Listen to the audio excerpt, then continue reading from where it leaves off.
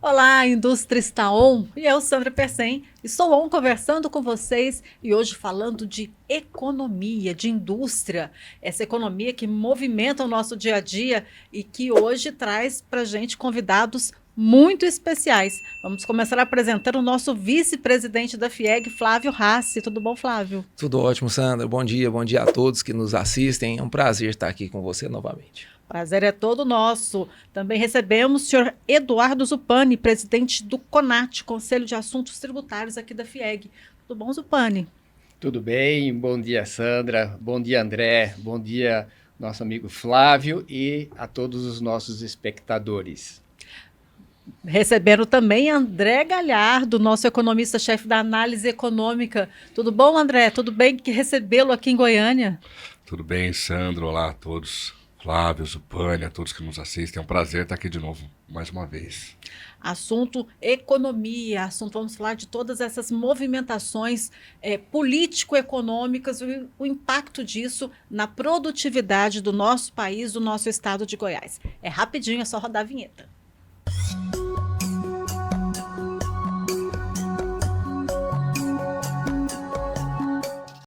A indústria está on e eu, Sandra Persen, estou on conversando com vocês e também com Flávio Rassi, nosso vice-presidente da FIEG, Eduardo Zupani, presidente do CONAT, Conselho de Assuntos Tributários da FIEG, e André Galhardo, economista-chefe da análise econômica. Vamos começar falando do que movimentou muito esse ano, o ano passado, taxa Selic. A gente vem passando por um ciclo de diminuição da taxa Selic, porém esse ciclo foi interrompido. De que forma que a taxa Selic influencia na produtividade da indústria brasileira em Goiás? Bom, como você bem falou, né, Sandra? A gente vinha de um ciclo de cortes da Selic e agora o Banco Central decidiu, na última reunião do dia 18 de setembro, aumentar a taxa em 0,25%. Mais do que isso, né, o nível de desocupação, a taxa de desemprego caiu ao menor nível para meses de agosto em toda a série histórica disponível. Os dados de atividade econômica seguem fortes.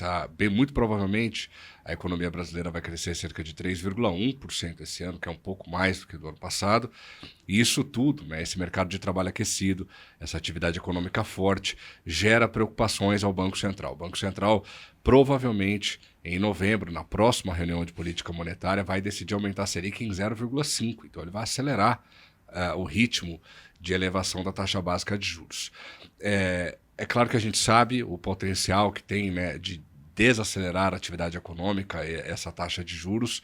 O Brasil já tem a segunda taxa real de juros mais alta do mundo e no final do ano a gente vai estar aí em primeiro lugar. Então, embora eu reconheça os argumentos técnicos do Banco Central para aumentar a taxa de juros, é muito importante que o Banco Central tenha a tão falada serenidade, né? Eles falam muito sobre serenidade, ao tomar a decisão no mês de novembro, considerando que o Brasil já tem uma taxa de juros que é bastante elevada e isso pode prejudicar esse crescimento mais disseminado. A gente viu no ano passado que o Brasil cresceu fortemente no primeiro semestre e depois andou meio de lado, né? Muito influenciado pela agropecuária e pelo efeito transbordamento que ela acabou causando tanto para a indústria quanto para o setor de serviços. Esse ano a gente tem visto um crescimento mais disseminado, a indústria tem tido um desempenho bastante razoável, o setor de serviços tem mostrado resiliência e o comércio varejista já alcançou a máxima histórica no mês de maio desse ano. Então, esse aumento da taxa de juros pode desmobilizar esse crescimento mais disseminado e colocar o Brasil de volta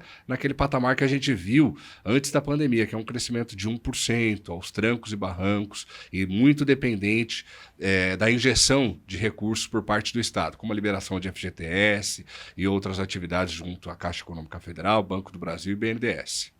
Agora, do lado de cá, na ponta de quem produz, como é que fica? Bem, a Selic, no patamar que se encontra, na verdade, representa um freio para o desenvolvimento industrial. Quando nós pensamos em fazer investimentos, vamos ao mercado financeiro, que financia normalmente a aquisição de máquinas e a capital de giro, e vamos encontrar juros extremamente elevados. Isso é um freio, de fato, ao nosso desenvolvimento industrial. Isso é um dos lados. O outro lado, a gente vê o comércio em retração. Hoje mesmo os jornais, as grandes mídias falavam na retração do varejo. Por quê? Porque o dinheiro está muito caro para o consumidor. O nível de endividamento das pessoas está extremamente elevado. Então, essa retração reflete também na produção da indústria. E como o André falou, nós já estamos há muitos anos andando de lado. E a gente precisa mudar esse modelo econômico para que, de fato, a sociedade possa voltar a consumir adequadamente e, com isso, a indústria acompanha. A gente já participa muito pouco do mercado internacional, então nós precisamos fortemente do mercado interno, mas não nesse nível de Selic tão elevado. A questão, se é ou não necessário para o Banco Central, isso é uma questão econômica muito forte, mas para a indústria, isso é um tremendo obstáculo que a gente enfrenta. E, além disso, né, que o Supani colocou, o André colocou, nas políticas de curto prazo, aí, né, que ela tem um impacto, existem economistas que discutem que a taxa Selic não tem tanto impacto assim como eles querem, porque muito do capital tomado é de longo prazo. Então, acaba não tendo esse impacto. E o impacto que ela tem nesse aumento aí é muito ruim pelo seguinte: além de impactar no consumo, como eles querem, aumento de capital de giro, custo e tal, ela tem um impacto muito maior.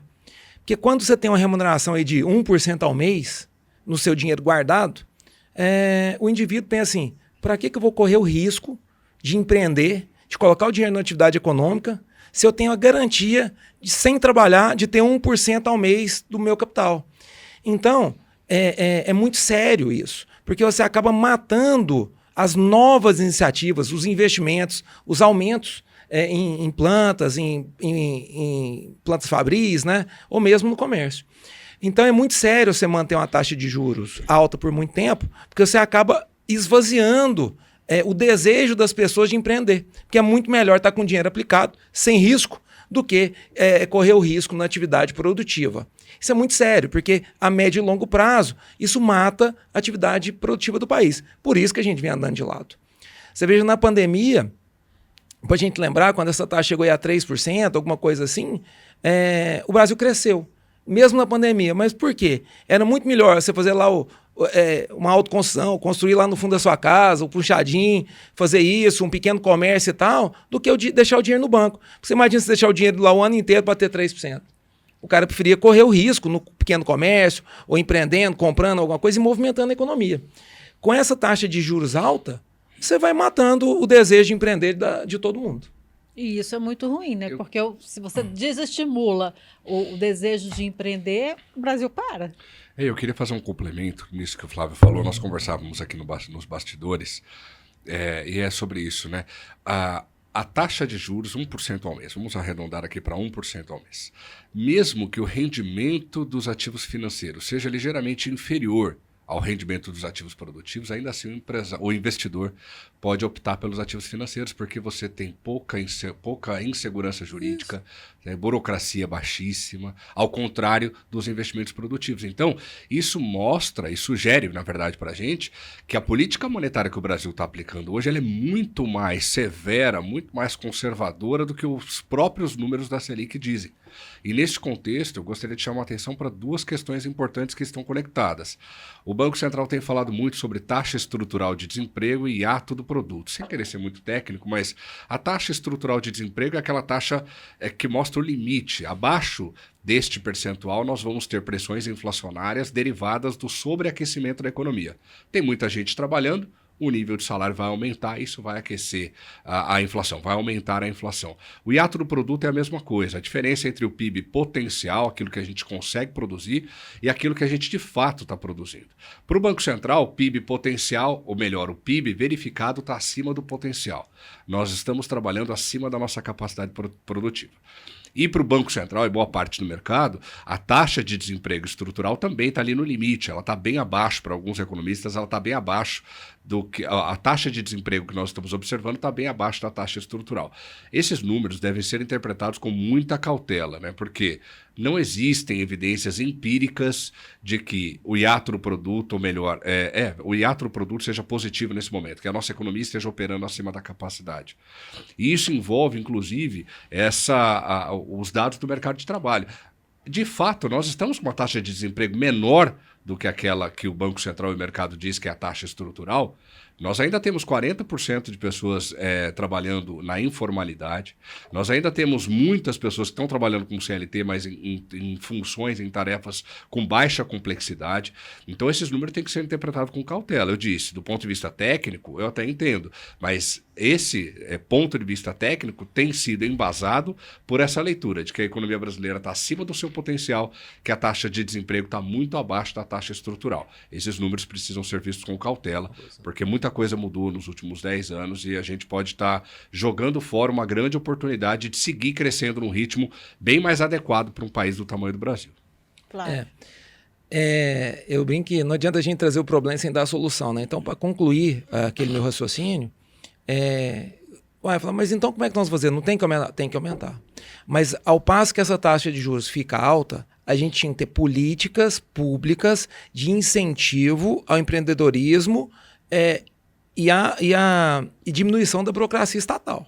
Então, enquanto a taxa está alta, você tinha que ir organizando essa economia para que ela crescesse muito. Porque se você tem um aumento, para diminuir esse ato, se você tem um aumento de produtividade ou de empresas produzindo, naturalmente você vai ter uma queda da inflação, com aumento da atividade econômica, então aumento de arrecadação de impostos, mas isso você tem que facilitar a vida das pessoas, facilitar a vida do empreendedor. Então você ter políticas públicas lógicas, inteligentes, que sejam de investimento que é no empreendedorismo, nas empresas, no mercado produtivo. Então, com a mão você tem que apertar e com a outra você tem que soltar. Não adianta você manter essa burocracia estatal que afasta as pessoas do empreendedorismo e, por outro lado, você ainda mantém uma taxa de juros alta que mata o desejo de empreender.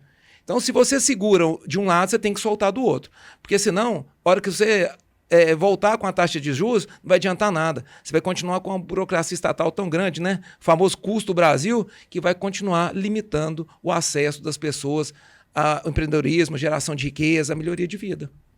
Falando nisso, a reforma tributária veio, né? Ela passou não da forma como se queria, mas muita coisa já está tramitando. E que impactos ela trouxe? Que desafios hoje o empresário, o setor produtivo enfrenta para cumprir essa legislação? O que falta ser aprovado? Como é que está a legislação tributária no Brasil? Bem, eu vou inicialmente falar sobre o impacto dela que a gente enxerga aqui para o estado de Goiás, que afeta as nossas empresas aqui. A reforma tributária ela já foi aprovada na lei complementar, na Constituição. Agora vem o detalhamento dela em 2 níveis. O primeiro já passou na Câmara, que trata dos impostos em si, e depois como isso vai ser administrado ainda está em discussão. E essa parte dos impostos está nesse momento no Senado, e esse mês ainda, deve terminar as discussões na CAI, e depois aí vai ser a discussão mais ampla entre os deputados. Espera-se que até o final do ano termine, espera-se. Bem, mas para Goiás... O final do ano está aí. Mas creio que não termina esse ano, não. Mas temos o ano que vem ainda para não só aprovar as leis complementares, como também os mecanismos de funcionamento que vêm através dos decretos. Tem muita coisa pela frente ainda. Mas a gente vê com muita temeridade essa reforma aqui para o estado de Goiás. Eu vou colocar 2 aspectos principais. Primeiro deles, os impostos, até então, eles são divididos entre os estados. A maior parte fica no estado de origem e aí o restante vai para o estado de destino. Então, para Goiás, isso é bom porque 12% dos impostos ficam aqui conosco, quando a gente faz a venda interestadual. E Goiás é um estado produtor. Com a reforma tributária, esses impostos vão ser cobrados no destino. Então, a gente perde essa capacidade de geração de caixa aqui do estado. A gente imagina que isso vai trazer uma boa perda aqui para Goiás. Então, Goiás, como produtor, acaba sendo prejudicado por esse critério. Segundo processo também que traz prejuízo muito severo aqui para Goiás. Goiás se desenvolveu desde 84 com o Fomentar, através de incentivos fiscais. Goiás foi pioneiro nisso. E com isso, atraiu muitas empresas. Goiás se industrializou, Goiás cresceu em muitos aspectos, como treinamento, formação de pessoas, tudo decorrente dessa evolução industrial. Agora, a reforma tributária tem como primeiro ponto, isso foi discussão inclusive com a API aqui conosco, eliminar o que eles chamavam de guerra fiscal. Eu não chamo de guerra fiscal, eu chamo de adequação da tributação às necessidades de desenvolvimento, mas chamado de guerra fiscal. Então, acaba com a guerra fiscal, ou seja, acaba com a capacidade que o Estado tem de oferecer algum tipo de atração às empresas. A gente perdendo isso, a gente vê o risco de diminuir a atração de empresas, ou mesmo até a gente perder isso aí. E tira completamente a autonomia do governo de fazer gestão sobre esse tipo de política. Então, esse é um grande desafio que nós vamos ter que enfrentar a partir de 2033. Só que antes disso, a gente vem perdendo já essa capacidade. A gente vem perdendo a capacidade não só com a reforma tributária, como as medidas que o governo já tomou esse ano, que é a Lei 14.789, que começa a taxar os incentivos fiscais que a gente tem. Tirando o Progoiás, o Produzir, o Fomentar vão ser taxados, e outras medidas que o governo oferece também para se tornar competitivo, como redução de base de cálculo, também passam a ser taxadas. Já estão sendo, e pesadamente. E com isso, gradativamente, as indústrias daqui vão perdendo competitividade. Exemplo, a gente com a redução de base de cálculo permitiu que os atacadistas e distribuidores se implantassem aqui. No caso atacadistas, é mais antigo, eles sobreviveram com essa medida que o governo tomou e mantiveram os seus negócios aqui em Goiás. E agora, com os distribuidores, você fomentou a criação de centros logísticos em Goiás. E com a reforma tributária, nivela tudo no Brasil, então aquele diferencial que era oferecido para as empresas desaparece. Então, novos desafios vão surgir aqui para nós para manter essas empresas funcionando normalmente aqui. A reforma tributária nivela todo mundo no Brasil e esquece das diferenças regionais. Não leva em conta os fatores sociais e simplesmente olha os fatores técnicos. É uma reforma tributária extremamente burocrática. Ela vai trazer alguns benefícios? Podemos até discutir, mas, inicialmente, o fator de risco para nós é muito maior. No meu ponto de vista, uma reforma tributária, né, pela acepção assim, da palavra, tem que fazer duas coisas ou uma das duas coisas. Ou simplificar a arrecadação de tributos, ou diminuir a carga tributária. Até agora, essa não faz nenhuma das duas coisas. Então, ela mantém ou aumenta a carga tributária e ela não simplifica a forma de arrecadação dos tributos. Então, ela mantém esse risco, essa incerteza tributária que a gente vive no Brasil. Isso é muito, muito sério, muito sério. Como eu disse, a gente continua dificultando a vida de quem quer produzir. E um outro ponto, fora esse, né, que para mim ela não atende aos requisitos, um outro ponto sério é que ela concentra, de certa forma, né, Zupani, força no governo federal. Né? Então, essa redistribuição aí, que era feita através dos próprios estados, ao que parece, irá para o governo federal e isso será redistribuído. Então, isso aumenta a força do governo federal e a interferência dele nos estados. Quando eu acho que tinha que ser o contrário. Você veja, eu acho que, por exemplo, o município tinha que ter mais força, as pessoas vivem no município. Né? Depois o Estado e depois a federação tinha que entrar para adequar alguma coisa. Nós estamos subvertendo essa ordem e estamos concentrando a força, o dinheiro no governo federal. Brasília está muito longe do Acre, está muito longe do Nordeste, está muito longe até do Centro-Oeste, mesmo estando aqui. Então, concentrar esses recursos no governo federal, eu acho temerário. Eu acho que a grande parte dos recursos tinha que estar na mão dos prefeitos, depois dos governadores e depois no governo federal. Então, eu acho que essa reforma também subverte um pouco essa lógica. Plenamente de acordo. Complementarmente, a gente espera, claro, tenho aqui na minha frente 2 industriais falando das dificuldades, então eu queria fazer um outro olhar, né? A reforma tributária, a gente quer que ela simplifique, já seria um grande passo, né? Apesar aí das discordâncias ainda que existem, e a gente ainda não conhece, né, o final, a lei aprovada de forma definitivamente. Isso pode ter impacto, por exemplo, para as empresas pequenas e médias, né? As empresas que optam pelo simples, né? Já que não tem mais essa questão do crédito tributário. Ou elas têm que se desenquadrar do simples e pagar uma carga tributária maior.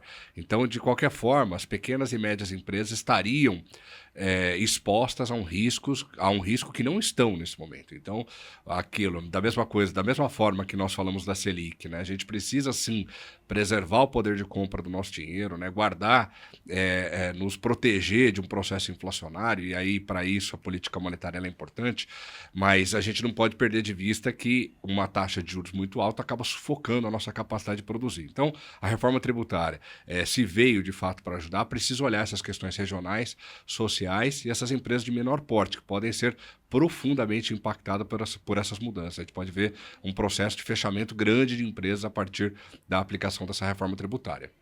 A indústria está on. E você, o que tem achado dessas políticas econômicas que têm impactado no nosso dia a dia? Deixe seu comentário, entre em contato com a gente e a gente dá um feedback para vocês. Agora, diante desse cenário, de tudo isso que foi posto, que está sendo posto, qual que é a perspectiva de crescimento industrial agora já para esses próximos anos? Crescimento industrial, acho que é melhor o Flávio falar. Nosso vice-presidente Flávio Sem Hassi. dúvida. Eu costumo dizer o seguinte, agora, deixando a parte técnica de lado, que empreender é um ato de fé. Né? Você tem que acreditar e muitas vezes você tem que não conhecer bem os desafios que vêm pela frente. Né? Para criar coragem, né, se Flávio? você tivesse a completa noção daquilo que te aguarda, às vezes você desistiria antes de começar, né? Então, empreender é um ato de fé. Eu acho que o brasileiro mostrou ao longo do tempo muita força, muita resiliência. É um povo muito trabalhador e capaz. Então, diante disso, eu acho que a gente sempre vai conseguir vencer esses desafios. Mas eu reitero o que eu disse antes. Aqui no Brasil, a gente tem a tendência de começar as coisas do telhado para a fundação, né?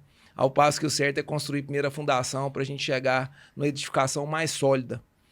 Então, se a gente não olhar para o futuro do Brasil, pelas dificuldades que o empreendedor enfrenta nessa questão assim dessa legislação acessória aí, eu falo Anvisa, IBAMA, essa coisa toda, essa produção de papel, e eu não sou contra a proteção ambiental, nada disso não, mas eu sou contra questões objetivas. Desculpa, eu sou a favor de que o órgão olhe para questões objetivas, e não se o carimbo vermelho está do lado azul da folha. Então, assim, a burocracia pela burocracia, nós temos que atacar isso. Porque senão nós vamos matar a atividade produtiva no Brasil, gente. O tal do custo Brasil é um negócio muito sério. Produzir no Brasil, faça um apanhado. Eu posso dizer aqui de algumas empresas que têm plantas de produção no Brasil e em outros países do mundo. Normalmente, para não dizer todas, não quero ser leviano, mas das que eu conheço, todas fazem uma análise comparativa e no Brasil é mais caro produzir. É mais caro recolher os impostos, eu estou dizendo chegar ao número, estou falando, é mais caro a carga trabalhista e é mais caro produzir efetivamente no Brasil. Isso não tem sentido. Aí a gente vive tomando medida aqui para encarecer os produtos que vêm do mundo. Em vez da gente tomar medidas aqui para baratear os produtos produzidos no Brasil e, como bem disse o Zupani, ganhar o mundo. Então a gente não tem que ficar nivelando o mundo por nós. Nós é que temos que nos nivelar pelo mundo. É nós que temos que tomar políticas sérias aqui, sérias, de deixar as pessoas crescerem, de deixar as pessoas gerarem riqueza, prosperidade. Então nós temos que plantar. E para isso a gente precisa de políticas públicas sérias. Se continuar do jeito que está, com essa lógica aí de aumentar a tributação, para mim é aquela lógica seguinte, a gente tem lá o galinheiro, vamos matar as galinhas em vez de colher os ovos. É isso que está acontecendo. Se a gente comer todos os ovos, a gente já não cresce. A gente já tem que deixar um pouquinho para renovar as galinhas. Aqui no Brasil, a gente está comendo os ovos todos e está começando a matar as galinhas. Fatalmente, esse galinheiro vai acabar daqui a um tempo. Flávio, você tem toda a razão. E os desafios aqui em Goiás são grandes por conta da reforma tributária, mas é um estado pujante no agronegócio. Nesse setor vai continuar se desenvolvendo, sem dúvida. Agora, na área industrial é que a gente é temeroso. O André também colocou a questão das pequenas empresas, e eu quero só colocar um ponto para complementar. As pequenas empresas do Simples, o Simples hoje é considerado pelo governo como uma invasão de impostos. O governo oferece um plano de desenvolvimento para o pequeno empreendedor e depois fala que isso aí é uma forma de evasão de impostos. Não é essa visão que vai mudar. Nós temos que incentivar o empreendedorismo e não criar obstáculos. A reforma tributária, no meu entender, vai criar dificuldades para essas empresas. A maneira com que o API desenvolveu, inclusive em conversa que tivemos, vai desincentivar essas empresas, porque vai criar obstáculos. Já há o obstáculo hoje dos limites do Simples, que há anos não são atualizados. Então, muitas empresas vão se desenquadrar ou vão ter que criar mecanismo, abrindo outras aí, que não precisava ser assim. Então, não há um plano assim, muito claro de desenvolvimento a partir de uma base. Então, vão continuar existindo? Claro que vão, porque essa resiliência o empreendedor tem. O mercado ele vai absorver isso, só que vai pagar caro. É o custo Brasil. E isso impede que as empresas de pequeno, médio porte, elas participem do mercado mundial, salvo em nichos. Mas, de uma forma ampla, nós não somos competitivos, porque o nosso custo é muito alto. E o Flávio lembrou bem, há 2 semanas, a Abiquim conseguiu aumentar os impostos de importação de determinados produtos da cadeia química, da qual, inclusive, eu vivo, porque o produto está vindo de fora mais barato, mas a gente não ataca o problema, e o problema está na base. Nós produzimos na base caro, porque determinadas empresas têm que ganhar muito, porque não tem concorrência aqui, e não há regulação nesse caso, e aí o produto fica caro e as indústrias não conseguem competir mundo afora. E o que acontece com isso? A nossa participação industrial é cada vez menor e fica mais fácil, muitas vezes, importar produto acabado. Ora, se a gente quer desenvolver um país, e a indústria é um fator grande de desenvolvimento, inclusive social, porque remunera mais, desenvolve mais o conhecimento intelectual, e a gente fica barrando isso tudo através de falta de política pública ou de questão de privilegiar determinados setores. André, qual que é o risco para o país dessa falta de incentivo à indústria, ao setor produtivo industrial? Porque, como diz o Zupani, o setor agrário, da agropecuária ainda vai, mas no caso do setor industrial.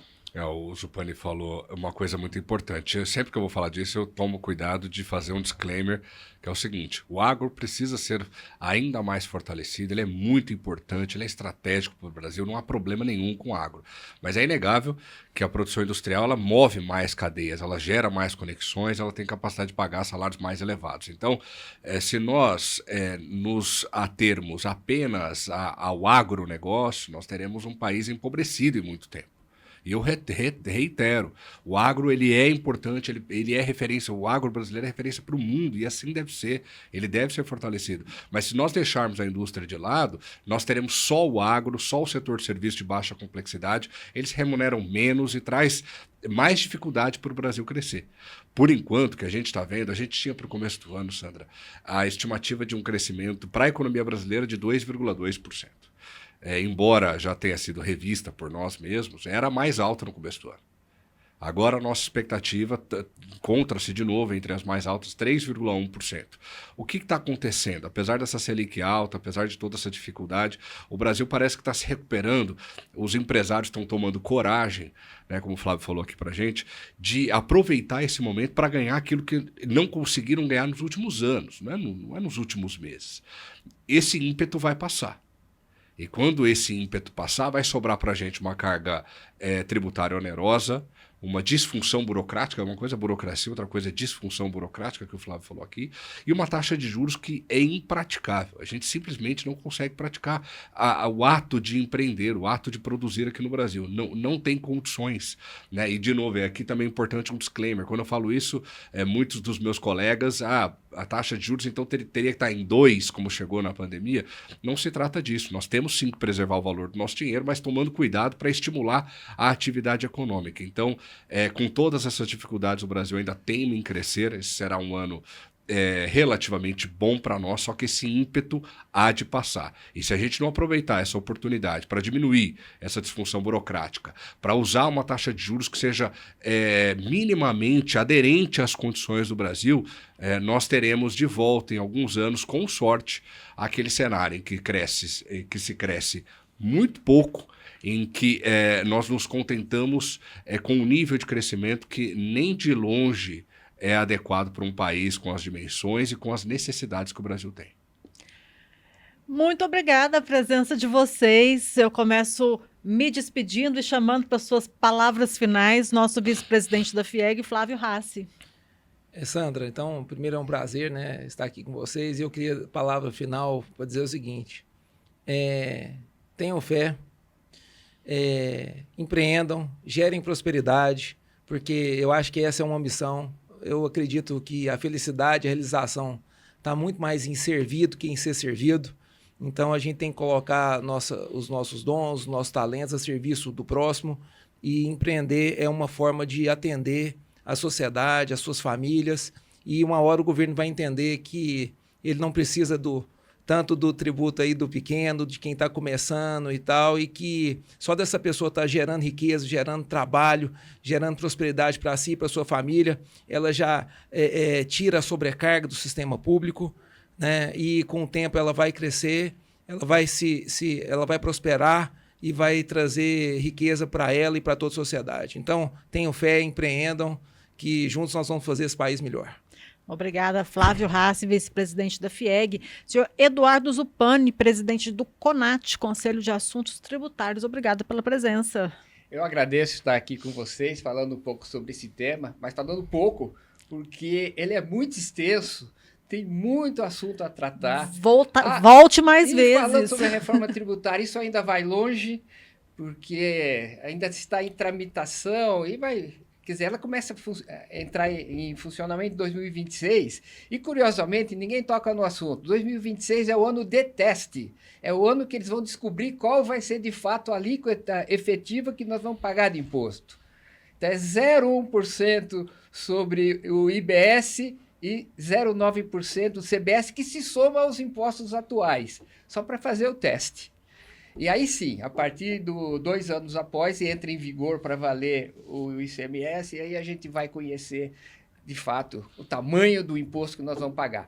Mas seja como for, empreender no Brasil é muito bom, nós temos um mercado interno muito forte, vale a pena, o empresário naturalmente é resiliente para enfrentar todas essas dificuldades, a burocracia no Brasil é muito elevada, então faz com que o custo seja muito alto aqui dentro. Então, frentes de trabalho nós temos muitas. Ontem a CNI divulgou o índice de confiança do empresário e ele vem crescendo. Apesar de tudo isso que a gente fala, muitas vezes da parte negativa, mas tem a parte positiva. E o empresário, antes de mais nada, é um otimista. Então, senão não seria. Porque quando você investe, você está colocando seu dinheiro em risco. É realmente uma atividade altamente de risco. Então, como nós somos todos otimistas, nós acreditamos que nós vamos encontrar saída para todas essas dificuldades. André Galhardo, economista-chefe da Análise Econômica, obrigada pela presença. Eu que agradeço, Sandra. É sempre um prazer imenso vir aqui à FIEG, falar com vocês, falar com quem está nos assistindo. Eu estou com o Zuppani, né? O Brasil há de dar certo, apesar de todas as dificuldades. Eu acredito muito nesse país e esse, inclusive, é um dos objetivos da análise econômica, é dar suporte para que as empresas tomem as melhores decisões, para que as coisas continuem avançando e que a gente possa, para os meus filhos, né, para os meus netos, terem um país muito distinto, muito melhor desse que a gente vive hoje. Análise Econômica, que é parceira da Federação das Indústrias de Goiás e que ajuda os empresários goianos na tomada de decisões.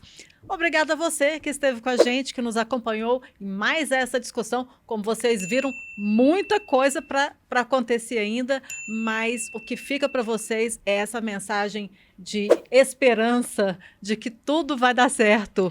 Eu encontro com vocês na próxima semana com outra oportunidade de discussão aqui no Indústria Tá On. Até lá!